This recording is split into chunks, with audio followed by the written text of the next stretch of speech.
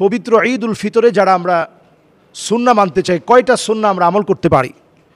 প্রথমটি হচ্ছে চাঁদ দেখার পর আমরা দোয়াটি পড়ব, আল্লাহু আকবার আল্লাহু আকবার আল্লাহু আকবার, আল্লাহুম্মা আহিল্লাহু আলাইনা বিল আমনি ওয়াল ঈমান ওয়াস সালামাতি ওয়াল ইসলাম ওয়াত তাওফীকি লিমা তুহিব্বু ওয়া তারদা রব্বি ওয়া রব্বুকাল্লাহ হিলালু রুশদি ওয়া খাইর। 1 নম্বর সুন্নাহ। চাঁদটা নিজে দেখার চেষ্টা করব, চাঁদ দেখার পরে দোয়াটা পড়ব। 2 নম্বর সুন্নাহ হচ্ছে চাঁদ রাতে আমরা আমল করার চেষ্টা করব, অন্তত চাঁদ রাতে অন্তত আমরা 2 রাকাত অতিরিক্ত নফল নামাজ পড়ে আল্লাহর কাছে কান্নাকাটি করব।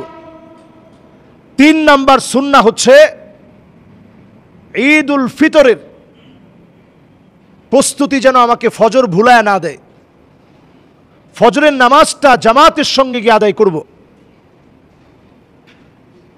4 নম্বরে ঘরে এসে সুন্দর করে আমি গোসল করব, আমার সন্তানাদিদেরকে গোসল করাবো।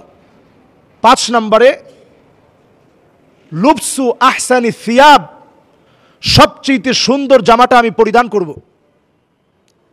এই সুন্দর জামা পরিধান করার সময় আমরা একটা দোয়া পড়ব, আলহামদুলিল্লাহিল্লাযী কাসানি হাযা সাওবা ওয়া রাযাকানিহি মিন গায়রি হাওলিন মিন্নি ওয়ালা কুওয়াহ।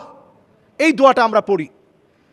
এই দোয়াটা যদি আমরা মুখস্থ করে নেই অথবা বাংলায়ও বলি যে আল্লাহ আপনি আমাকে পড়িয়েছেন, আমার কোনো ক্ষমতা নাই, কোনো তৌফিক নাই, আল্লাহ আপনি আমাকে পড়ার সুযোগ দিয়েছেন, যদি দোয়াটা পড়তে পারি আল্লাহ তাআলা বলবেন যাও ফেরেশতারা সাক্ষী থাকো, আমার এই গোলামের গুনাহ খাতা আমি মাফ করে দিলাম। সুবহানাল্লাহ বিহামদি।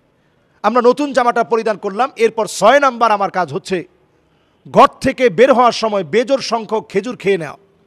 1টা হতে পারে, 3টা হতে পারে, 5টা হতে পারে, সাধ্য অনুযায়ী বেজোর সংখ্যক খেজুর গ্রহণ করে নেব। 7 নম্বরে আমরা যখন বের হচ্ছি তখন আমরা তাকবীর দিতে দিতে বের হব, আল্লাহু আকবার আল্লাহু আকবার লা ইলাহা ইল্লাল্লাহু আল্লাহু আকবার ওয়া লিল্লাহিল হামদ। আরবিয়ানরা খুব সুন্দর সুর করে পড়তে থাকে, আল্লাহু আকবার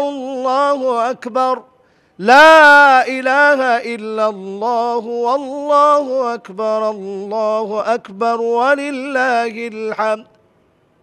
8 নম্বরে আমি আপনি প্রত্যেকে এক পথ দিয়ে যখন যাচ্ছি ভিন্ন পথ দিয়ে আমরা আসার চেষ্টা করব।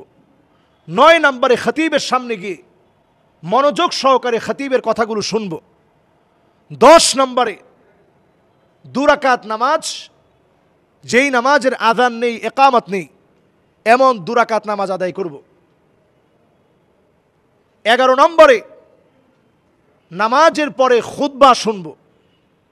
12 নম্বরে খুতবা যখন শেষ হয়ে গেছে একজন আরেকজনকে দেখে অভিবাদন বিনিময় করব, বলার চেষ্টা করব তাকাব্বালাল্লাহু মিন্না ওয়া মিনকুম, তাকাব্বালাল্লাহু মিন্না ওয়া মিনকুম সালিহাল আমাল, তাকাব্বালাল্লাহু মিন্না ওয়া মিনকুম কুল্লু আম ওয়া আনতুম বিখাইর। এই কথাগুলো সাহাবায়ে কেরাম বলতেন, তো আমরা বলার চেষ্টা করি ইনশাআল্লাহ। যদি আমরা ঈদ মুবারকও বলি অথবা ঈদ সাঈদ বলি কোনো অসুবিধা নেই। এই পরিভাষাগুলো আরবি পরিভাষা। ঈদ মুবারক মানে ঈদ বরকতপূর্ণ, ঈদ তো আমাদের জন্য আনন্দের বার্তা নিয়ে আসছে। 13 নম্বরে যদি আমরা অভিবাদন বিনিময় করতে করতে 13 নম্বরে আমরা কোলাকুলি করে থাকি, এই কোলাকুলি করাটা একেবারে আবশ্যক না। আমরা হাতে চুমু দিতে পারি, কপালে চুমু দিতে পারি, যেগুলো হাদিস দ্বারা স্বীকৃত। কোলাকুলিও হতে পারে, অনেকদিন পরে দেখা হয়েছে, কোলাকুলি করতে পারেন। 14 নম্বরে শত্রুতা ভুলে আমরা ঘরে ফিরব, যে আমার মধ্যে আর আমার ভাইয়ের মধ্যে কোনো শত্রুতা নাই, ঈদ আসছে শত্রুতা ভুলাই দিতে।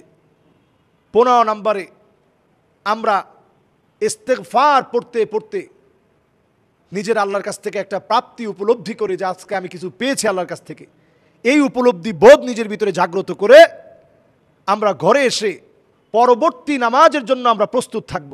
আল্লাহ রাব্বুল আলামিনের কাছে এইভাবে যদি 15টা সুন্নত দিয়ে আমরা ঈদ উল ফিতরকে সাজাতে পারি, এবারের ঈদ উল ফিতরের মধ্য দিয়ে যতদিন না কায়েম হবে এ ধরাতে তারই দিন, কিসের আবার ঈদের খুশি, এই খুশি অর্থহীন।